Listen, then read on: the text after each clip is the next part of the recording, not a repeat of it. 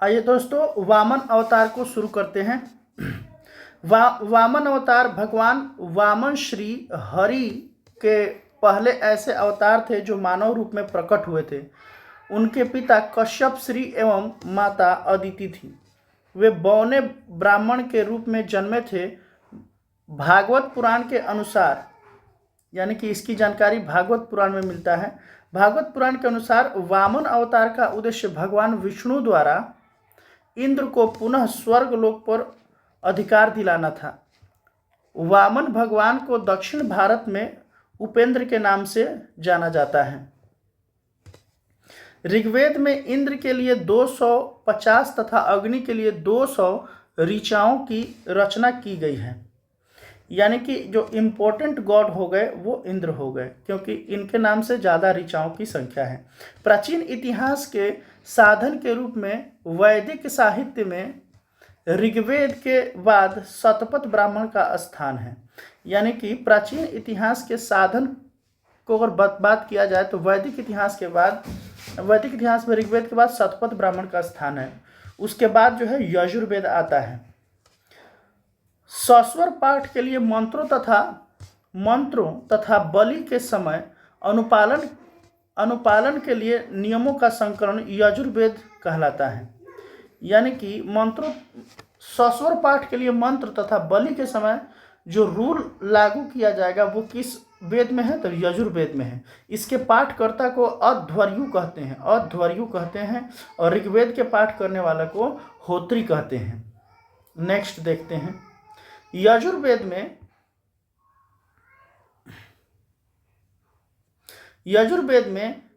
यज्ञों के नियमों एवं विधि विधानों का संकलन मिलता है। इसमें बलिदान विधि यानी कि बलि चढ़ाने की विधि का भी वर्णन है। यह एक ऐसा वेद है जो गद्य एवं पद्य दोनों में है। पूछता है कि कौन सा वेद है जो गद्य एवं पद्य दोनों में है, तो होगा यजुर्वेद। अब हम पढ़ते हैं सामवेद। साम का शाब्दिक अर्थ है गान। इस वेद में मुख्यतः यज्ञों के अवसर पर गाए जाने वाले ऋचाओं यानी कि मंत्रों का संकलन है। यज्ञ करते समय जो लोग मंत्र का गायन होता है वो सामवेद में है। इसके पाठकर्ता को उद्रात्री कहते हैं। इसका संकलन ऋग्वेद पर आधारित है। सामवेद का संकलन ऋग्वेद पर आधारित है। इसमें 1810 सूक्त हैं जो प्रायः ऋग्वेद से लिए गए हैं। इसे भारतीय संगीत का जनक कहा जाता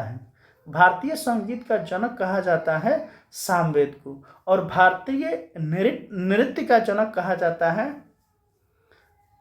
भरत मुनि के द्वारा लिखा गया है भरतनाट्यम को। नोट: यजुर्वेद सामवेद में किसी भी विशिष्ट ऐतिहासिक घटना का वर्णन नहीं मिलता है। यजुर्वेद तथा सामवेद में कोई भी विशिष्ट ऐतिहासिक घटना का वर्णन नहीं मिलता है, लेकिन उसमें जो है यज्ञ से संबंधित जानकारी मिलता है। अब आता है अथर्ववेद। अथर्वा ऋषि द्वारा रचित इस वेद में कुल 731 मंत्र तथा लगभग 6000 पद्य हैं। इसके कुछ मंत्र ऋग्वैदिक मंत्रों से भी प्राचीनतर हैं। यानी कि अथर्ववेद का कुछ ऐसे मंत्र हैं जो ऋग्वेद के समय जो मंत्र है उसके पहले का भी है। औषधों का उल्लेख सबसे पहले अथर्ववेद में मिलता है। औषध यानी कि जो औषधि से संबंधित जानकारी अथर्ववेद में सबसे पहले मिलता है। यानी कि जो आयुर्वेद है अगर पहला उसका सोर्स माना जाए तो वो होगा अथर्ववेद। ऐतिहासिक दृष्टि से अथर्ववेद का महत्व इस बात में है कि इसमें सामान्य मनुष्यों के विचारों तथा अंधविश्वासों का विवरण मिलता है। सामान्य मनुष्य को विचारों तथा अंधविश्वासों का विवरण मिलता है। ये क्या है कि ये जो है ऐतिहासिक दृष्टि से अथर्ववेद का महत्व इस बात में है कि सिर्फ ऐतिहासिक रूप से यह इतना ही इम्पोर्टेंट है कि सामान्य मनुष्य को विचारों तथा अंधविश्वासों का विवरण मिलता है। इसमें पृथ्वी सूक्त अथर्ववेद में पृथ्वी सूक्त अथर्ववेद का प्रतिनिधि सूक्त माना जाता है। यानी कि ये इम्पोर्टेंट सूक्त है। इसमें मानव जीवन के सभी पक्षों, गृह निर्माण, कृषि की उन्नति, व्यापारिक मार्गों का गाहन या फिर खोज, रोग निवारण, समन्वय, विवाह तथा प्रणय गीतों, राजभक्ति, राजा का चुनाव, बहुत से वनस्पतियों एवं औषधियों, शाप, वशीकरण, प्रायश्चित, मातृभूमि, महात्म्य आदि का विवरण दिया गया है। कुछ मंत्रों में जादू टोने का भी वर्णन है अथर्ववेद में। अथर्ववेद में परीक्षित को कुरुओं का राजा कहा गया है तथा कुरु देश की समृद्धि का अच्छा चित्रण मिलता है। कुरु देश की समृद्धि का अच्छा चित्रण है अथर्ववेद में। इसमें सभा एवं समिति को प्रजापति की 2 पुत्रियां कहा गया है।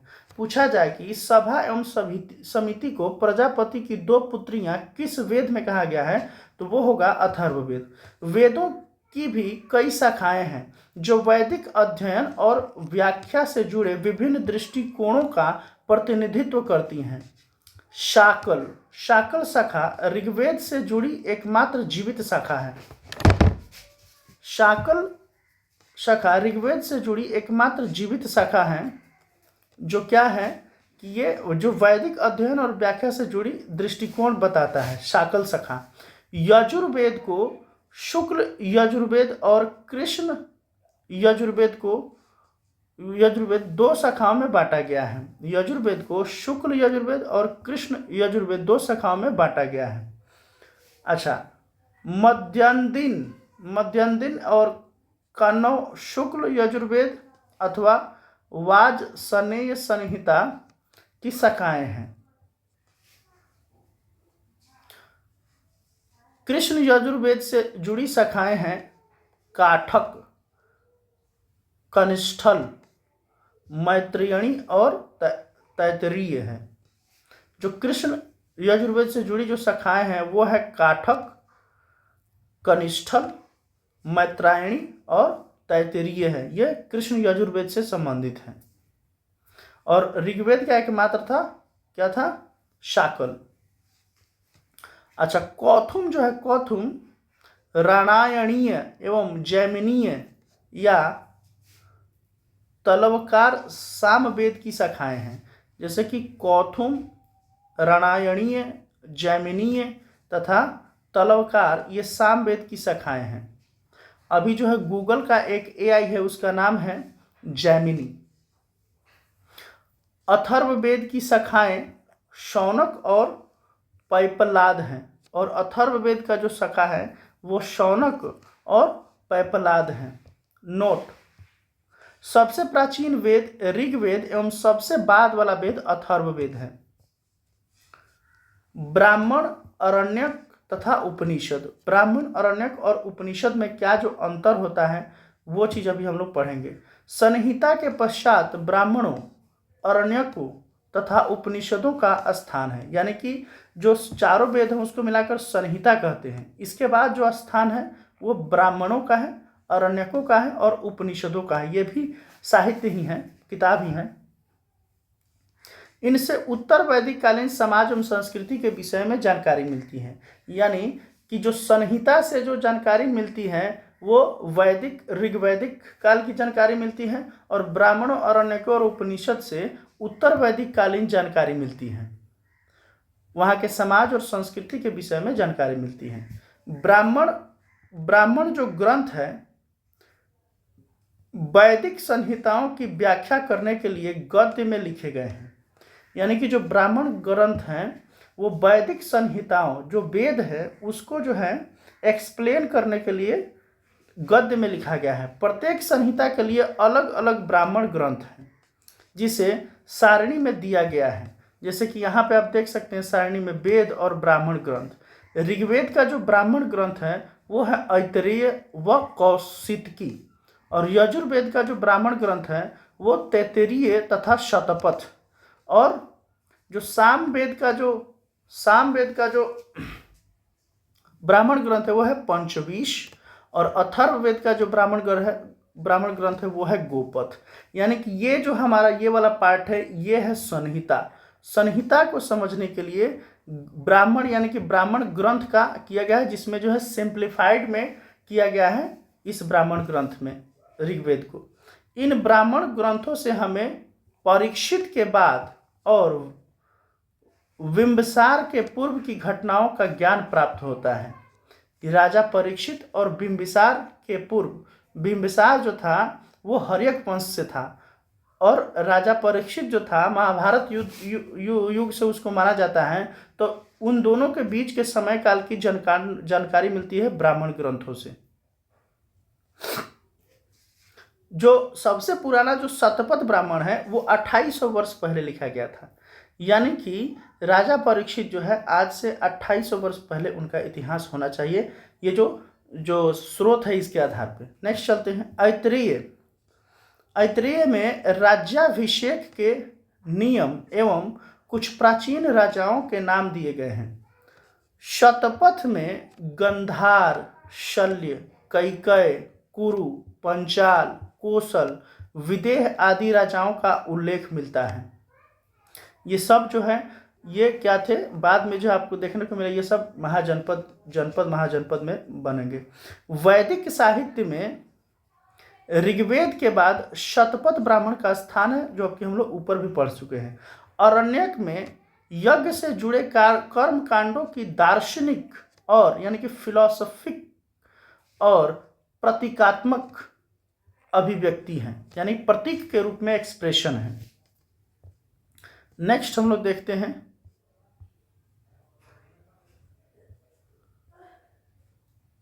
उपनिषदों की संख्या 108 है। पूछता है कि उपनिषदों की संख्या कितनी है, तो 108 है, जिनमें 13 को मूलभूत उपनिषद की श्रेणी में रखा गया है। इसमें यज्ञ से जुड़े दार्शनिक विचार, शरीर, ब्रह्मांड, आत्मा, ब्रह्म की व्याख्या की गई है। यानी कि उपनिषद बेसिकली ये एक फिलॉसफी है, फिलॉसफी का किताब है इंडिया का, इंडियन रिलीजन को समझने के लिए। स्त्री की सर्वाधिक गिरी हुई स्थिति मैत्रेयणी संहिता से प्राप्त होती है।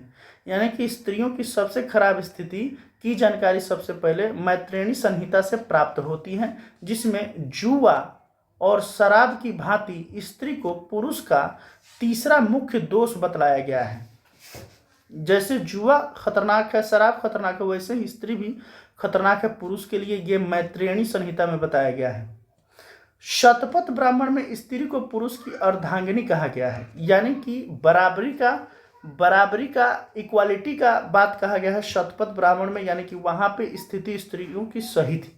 अच्छा, जवालोपनिषद, जो जवालोपनिषद है में चारों आश्रमों का उल्लेख मिलता है, जैसे कि ब्रह्मचर्य आश्रम से लेकर संन्यास आश्रम तक, ये सबसे पहले जानकारी मिलता है जवालोपनिषद में, चारों आश्रमों का ये मिलता है।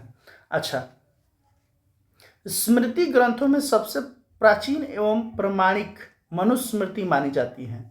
स्मृति ग्रंथों में सबसे प्राचीन एवं प्रमाणिक मनुस्मृति मानी जाती है। यह शुंग काल का मानक ग्रंथ है। शुंग काल जो है वो ब्राह्मण युग था, यानी कि ब्राह्मणों का शासन था। तो उसी समय लिखा गया, क्या लिखा गया, तो मनुस्मृति, यानी कि आज से लगभग 2000 वर्ष पहले। नारद स्मृति गुप्त युग के विषय में जानकारी प्रदान करती है। यानी कि देखिए ये सब जो है हमारा इतिहास पढ़ने का सारा जो ये वेद, ब्राह्मण, अरण्यक, उपनिषद है, ये सब जो है हमारा एक स्रोत है इतिहास को समझने का। वेदांग एवं सूत्र क्या होता है? वेदांग एवं सूत्र, वेदों को भली भांति समझने के लिए 6 वेदांगों की रचना हुई। जैसे कि शिक्षा, यानी कि शुद्ध उच्चारण शास्त्र, यानी कि शुद्ध उच्चारण नहीं होगा तो मीनिंग नहीं अच्छा से निकल पाएगा। कल्प, यानी कि कर्मकांडीय विधि, वेदों को भली भांति समझने के लिए 6 वेदांगों की रचना हुई, जिसमें शिक्षा है, कल्प है, निरुक्त, निरुक्त का अर्थ होता है शब्दों की व्युत्पत्ति का शास्त्र, और इसके बाद व्याकरण, यानी कि छंद व ज्योतिष। व्याकरण और छंद और ज्योतिष, यानी कि क्या हुआ, 1 2 3 4 5 6, यानी कि शिक्षा, कल्प, निरुक्त, व्याकरण, छंद व ज्योतिष। वैदिक साहित्य को अक्षुण्ण बनाए रखने के लिए सूत्र साहित्य का प्रणय किया गया। वैदिक साहित्य को अक्षुण्ण बनाने के लिए इसको मीनिंगफुल बनाने के लिए सूत्र साहित्य का प्रणय किया गया, जैसे कि श्रौत, गृह तथा धर्म सूत्रों के अध्ययन से हमें यज्ञीय विधि विधानों, कर्म कांडों तथा राजनीति, विधि एवं व्यवहार से संबंधित महत्वपूर्ण बातें ज्ञात करते हैं। यानी कि श्रौत, गृह एवं धर्म सूत्र के अध्ययन से हम यज्ञीय विधि विधान, कर्मकांड तथा राजनीति, विधि एवं व्यवहार से संबंधित महत्वपूर्ण जानकारी प्राप्त करते हैं। प्रमुख सूत्रकारों में गौतम, बौधायन, आपस्तंभ, वशिष्ठ आदि के नाम विशेष रूप से उल्लेखनीय हैं। प्रमुख सूत्रकार जो धर्म सूत्र जो बनाए उनका ये नाम है गौतम, बौधायन, आपस्तंभ, वशिष्ठ आदि के नाम विशेष रूप से उल्लेखनीय हैं। सूत्रों में गौतम धर्म सूत्र सबसे प्राचीन माना गया है। जो धर्म सूत्र है ये सबसे प्राचीन सूत्र हैं और इसी में जो है जो 4 जातियों का विशेष कार्य और स्थिति बताया गया है। अब हम लोग पढ़ते हैं पुराण। भारतीय ऐतिहासिक कथाओं का सबसे अच्छा क्रमबद्ध जो विवरण मिलता है वो पुराणों में मिलता है। इसके रचयिता लोमहर्ष अथवा इनके पुत्र उग्रश्रवा को माना जाता है। जो पुराण का रचना किया है लोमहर्ष अथवा पुत्र उग्रश्रवा को माने जाते हैं। इनकी संख्या 18 है, यानी कि पुराणों की संख्या 18 है, जिनमें से केवल 5 मत्स्य, वायु, विष्णु, ब्राह्मण एवं भागवत में ही राजाओं की वंशावली पाई जाती है, बाकी सब में नहीं। जैसे कि पुराण से संबंधित वंश, कौन सा पुराण किस वंश से संबंधित है ये भी बार बार पूछ देता है। विष्णु पुराण मौर्य वंश से संबंधित है और मत्स्य पुराण आंध्र सातवाहन वंश से संबंधित है और वायु पुराण ये गुप्त वंश से संबंधित है। मत्स्य पुराण आंध्र सातवाहन, विष्णु पुराण मौर्य वंश और वायु पुराण गुप्त वंश से संबंधित है। नोट: पुराणों में मत्स्य पुराण सबसे प्राचीन एवं प्रमाणिक है। सबसे पुराना जो पुराण है वो मत्स्य पुराण है और प्रमाणिक भी है।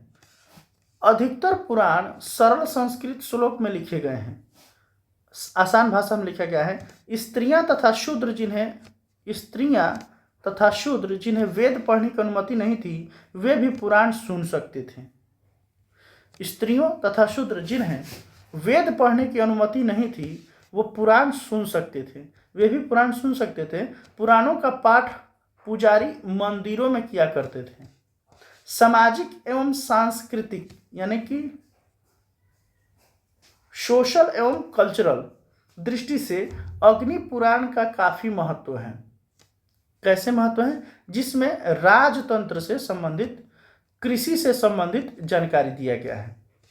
उपनिषदों की रचना पुराणों से पहले हुई थी। जो उपनिषद जो है, उपनिषद का रचना मोटा मोटी 2700, 2800, 2600 वर्ष पहले हुआ था, जबकि पुराण आज से 2000 वर्ष पहले के आसपास या फिर उसके बाद 1500 वर्ष पहले हुआ है।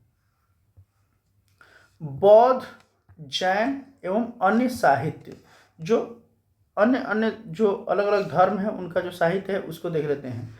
जातक में बुद्ध की पूर्व जन्म की कहानियां वर्णित हैं। हीनयान का प्रमुख ग्रंथ कथा वस्तु है, जिसमें महात्मा बुद्ध का जीवन चरित्र यानी कि बायोग्राफी समझिए अनेक कथानकों के साथ वर्णित है। जैन साहित्य को आगम कहा जाता है। जैन धर्म का प्रारंभिक इतिहास कल्प सूत्र से ज्ञात होता है।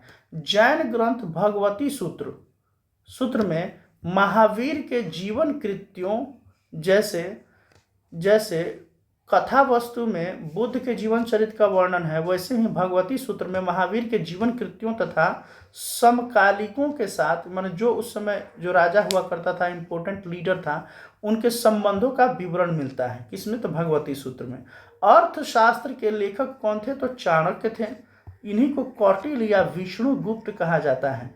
यह 15 अधिकरणों एवं 180 प्रकरणों में विभाजित है। इसमें मौर्यकालीन इतिहास की जानकारी प्राप्त होती है। किसमें? तो कौटिल्य का जो अर्थशास्त्र है इसमें। अनुवादक इसके थे सामशास्त्री अर्थशास्त्र के। संस्कृत साहित्य में ऐतिहासिक घटनाओं को क्रमबद्ध लिखने का सर्वप्रथम प्रयास कलहड़ ने किया था। संस्कृत साहित्य में ऐतिहासिक घटनाओं का क्रमबद्ध लिखने का सर्वप्रथम प्रयास कलहड़ के द्वारा किया गया था। कलहड़ जो था, कलहड़ द्वारा रचित पुस्तक राजतरंगिणी है। राजतरंगिणी में कश्मीर का इतिहास है। राजतरंगिणी का मतलब जो होता है वह राजाओं की नदी होती है। इस ग्रंथ में 8 सर्ग जिन्हें तरंगों की संज्ञा दी गई है। इसमें प्रारंभ से लेकर 12वीं सदी तक के कश्मीर के शासकों का वर्णन है। अरबों की सिंध विजय का वृतांत चचनामा का जो लेखक हैं अली अहमद हैं। ये क्वेश्चन बार बार पूछता है, अरबों की सिंध विजय का वृतांत या जानकारी किस में मिलते हैं? तो चचनामा में। और चचनामा किसके द्वारा लिखा गया? तो अली अहमद में सुरक्षित है। अभी हम लोग नेक्स्ट करेंगे नेक्स्ट वीडियो में।